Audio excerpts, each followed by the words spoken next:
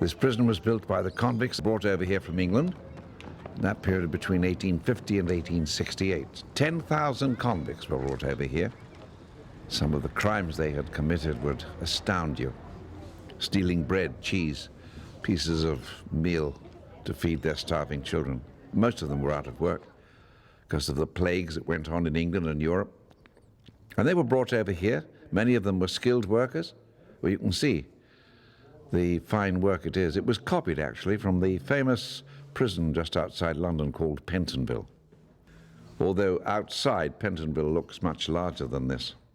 It took them 5 long years to build this prison, probably the 5 worst years of their life. Spring, summer, autumn, winter. When they completed this prison, that wasn't the end of it. And they went out and they started to build the roads and the highways and the schools and the churches and the hospitals. The Sterling Highway that goes right up into the city, the Government House, and many other places.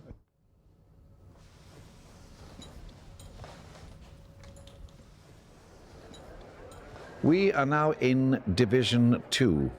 The entire prison, which happens to be the longest, the tallest and the very last convict prison to be built in the southern hemisphere, holds 1,000 men.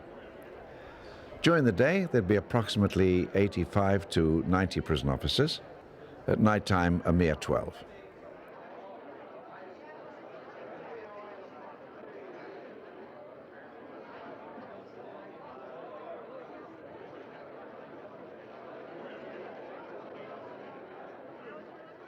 This is quite a notorious cell, inhabited by a man called Pegleg.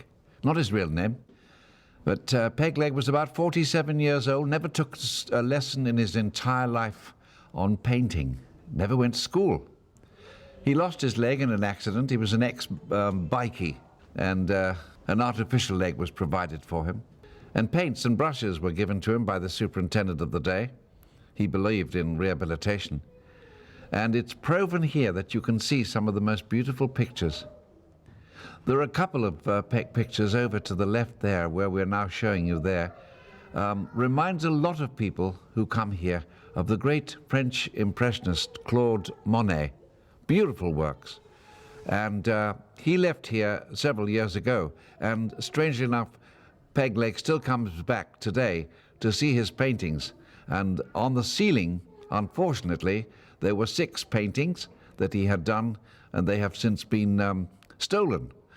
Amusing when you think, how can you steal out of a prison? But they were. A splendid cell which will remain here for as long as the prison will stand.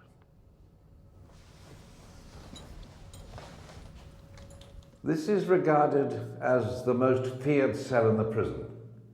It's called the holding cell for the man who has been condemned to hang. He would be brought over here from death row after he had eaten his last meal. He would be brought over here and he would be counselled. He'd be given his last rites by the minister or the priest, and then offered a brandy, maybe 1 or 2, maybe 3 drinks to calm him down. He would then be given his last rites again, and then he would be blindfolded, and then he would be escorted from here to the gallows.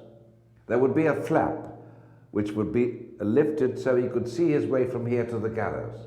And once he got to the gallows door, the flap was lowered. That was the last thing that he ever saw in his lifetime. 43 men have spent the last part of their life in here, plus 1 woman, Martha Rendell, who murdered her own children. We'll make our way over to the gallows and give you a description of exactly how it happened and how it was performed.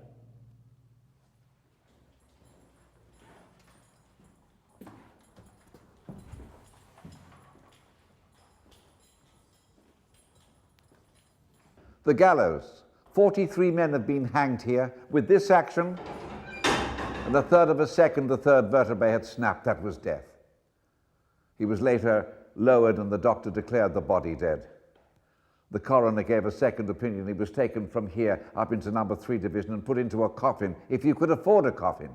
If not, you were given a pauper's funeral. The chair here is for the prisoner who is so scared out of his mind, petrified, he would be hanged in that chair. With this rope, the same occurred. In a matter of a third of a second, a man was dead. 43 men and 1 woman. The gallows.